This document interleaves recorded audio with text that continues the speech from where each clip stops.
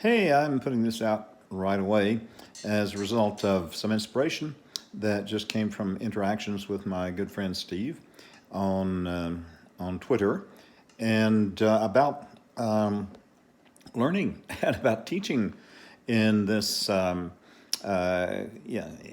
terms of COVID sense, right?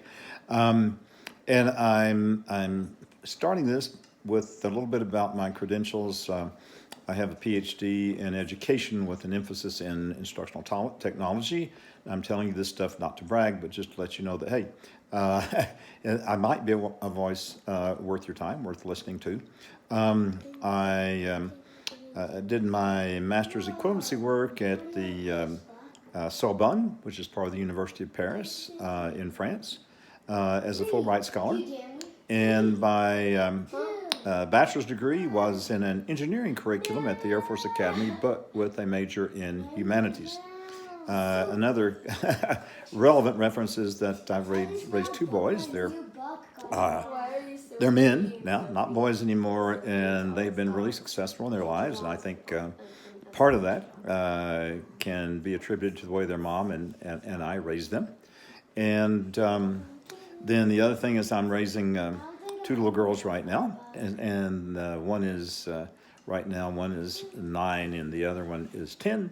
Yeah. So we've got a pretty long, exceptionally long span of being a dad on the front lines. And so what we're dealing with right now is what many of you parents are dealing with is that, wow, school's closed, our kids are at home, and what do we do about that? How are we going to make sure that their education is adequate in this context? And I think the number one thing that I want to, well, there's my Valentina. Let's see, Valentina, hi, how you doing, baby? You want to switch around? If I can, I don't even know how to switch this thing around. But anyhow, okay, she doesn't want to be in the picture anyhow. No. But yeah, let's go ahead with this. And I don't know why this is getting so bright all of a sudden. What's happening here? A lot of light coming in here. I don't know what's going on. Yeah, what he said. But Wow, it's anyhow, not even light. wow. Oh, there we go. That's a little bit better. Okay. Anyhow, number one, if you're not going to do anything else, try to nurture in your kids a sense of personal agency. This is in the context of what I think is one of the most important things we can impart to our kids, which is a sense of significance, that they are significant.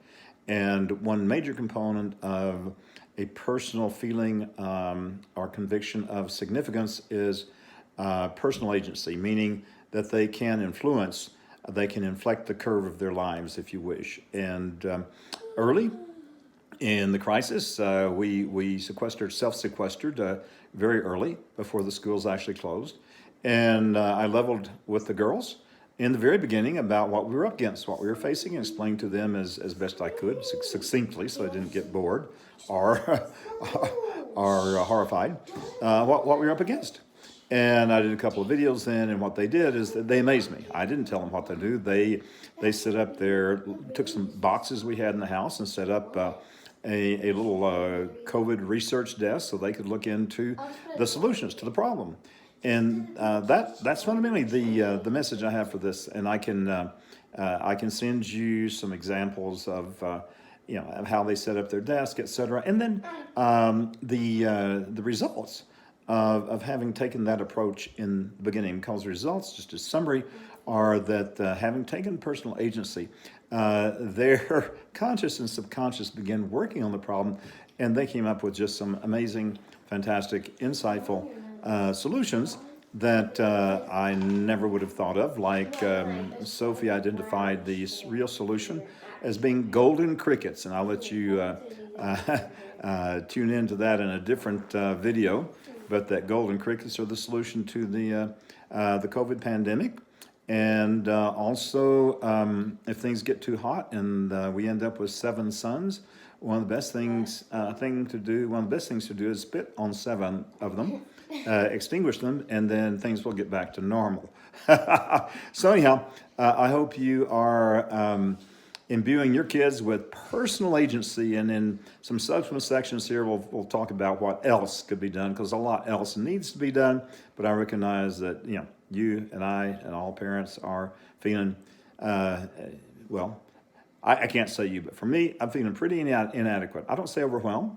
I just recognize inadequacy and say, hey, if I can come up with a 70% solution or even a 50% solution, I'll go for that rather than just giving up and saying 0% solution. It's up to the schools. And I think my context here is that in our experience, the schools are not doing online what we wanted them to do. At least, not just my opinion, that's the girls' opinion. Another aspect of them having taken personal agency in this situation we're living in. Okay, well, signing out now from COVID Sense Central here in Superior, Colorado. Bye.